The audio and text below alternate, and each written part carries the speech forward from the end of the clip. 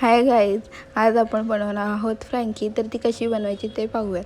एक मी पॅन घेतला आहे, त्यामध्ये तेल टाकलं आहे, त्यामध्ये जिरे मोहरी टाकली आहे आणि त्यांना चांगला तडका येऊन दिलेला आहे. त्यानंतर आपण त्यात टाकणार आहोत टोमॅटो, शिमला मिरची आणि कांदा. तर सगळ्यात पहिले आपल्याला टाकायचं आहे शिमला मिरची, कारण की शिमला मिरची आपल्याला थोडी शिजवायची आहे, जास्त नाही शिजवायची. नंतर टाकूयात आपण कांदा सगळा टाकायचा आहे आणि तो एकजीव करून घ्यायचा आहे. टोमॅटो लगेच नाही टाकायचा आहे आणि तो पूर्णपणे एकजीव झाल्यानंतर आता आपण त्यात टाकणार आहोत टोमॅटो शेवटलाच टाकायचा.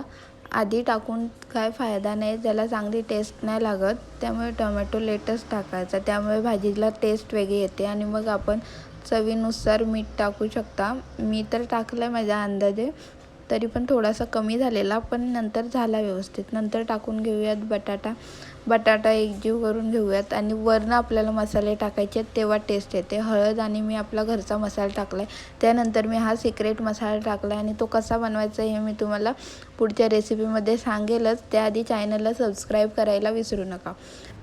मी पीठ मळण्यासाठी गव्हाचा आणि मैद्याचा पीठ घेतलेला आहे आणि त्याची मी चपाती बनवली. तुम्ही मैद्याचा पीठ घेऊ शकता किंवा चपातीचाही पीठ घेऊ शकता, तुम्हाला जसं जमेल तसं तुम्ही करू शकता. त्यानंतर मी चपाती लाटून घेतली आणि गॅसच्या तव्यावरती मी ती भाजून घेतली. आता आपली चपाती भाजून झालेली आहे, त्यावर मी मेयोनीज लावलेला आहे. तुम्हाला जे सॉस आवडतात ते तुम्ही लावू शकता. मी फक्त मेयोनीजच लावलेला आहे आणि त्यावरती मी भाजी लावून त्याची रोल बनवलेले आहेत. आता तव्यावरती मी तेल टाकून हे आता मी फ्राय करून घेत आहे आणि रेडी आहे आपली फ्रँकी.